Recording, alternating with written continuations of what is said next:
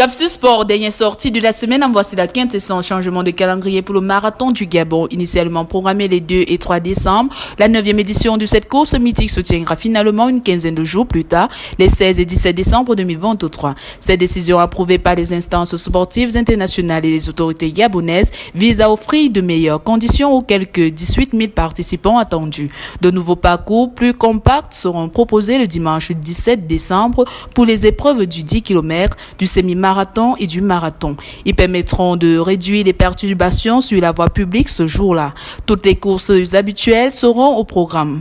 Les Kings Run de 1,5 et 3 km, la gabonaise de 5 km, le 10 km, le semi-marathon de 21,095 km et le marathon de 42,195 km.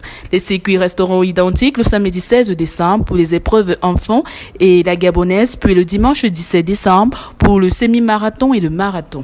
En football international, défenseur algérien Youssef Attal était placé en garde à vue dans la soirée de jeudi 23 novembre d'après les informations de Nice Matin. Le joueur de 27 ans fait l'objet d'une enquête préliminaire pour apologie du terrorisme et provocation publique à la haine ou à la violence. D'après le média régional, c'est le second chef d'accusation qui a été retenu et il pourrait être déféré dans la journée de ce vendredi. Pour rappel, au mois d'octobre, Youssef Attal avait relayé sur les réseaux sociaux une vidéo d'un prédicateur qui appelait à un jour noir pour les Juifs.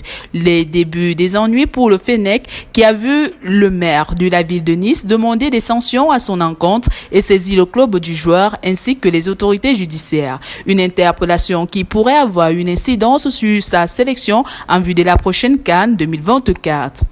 Fin de parcours pour la formation du Zimbabwe JBC en lice dans la division Est de l'élite 16 de la Basketball Africa League 2024. Elle n'est pas parvenue à accrocher un ticket pour les demi-finales. Après 2 revers, il leur restait une dernière chance face aux Malgaches. Mais leurs adversaires ont été trop forts et l'ont emporté 78-73 après avoir été menés au score. Avec 3 revers en autant de matchs, le champion du Zimbabwe rentre donc bredouille. Par ailleurs, le Sénégal ne prendra pas part à l'Afro-Basket prévu du 30 novembre au 5 décembre au Caire, en Égypte. Sans enjeu, la Fédération sénégalaise de basket a tout simplement décidé de retirer les Lions. La compétition ne permet pas en effet de se qualifier à la Coupe du Monde ou au tournoi pré-olympique qualificatif aux Jeux Olympiques de Paris 2024, cela même en cas de victoire finale. CAN Handball 2024, le calendrier modifié prévu du 19 au 29 janvier 2024. Le début du tournoi a été avancé de 2 jours, informe la Confédération africaine de handball. La CAB a l'honneur de vous informer que la période de la 26e CAN Senior Homme Égypte 2024, initialement prévue du 19 au 29 janvier au Caire, a subi une modification pour tenir compte de la semaine de la Fédération internationale de handball.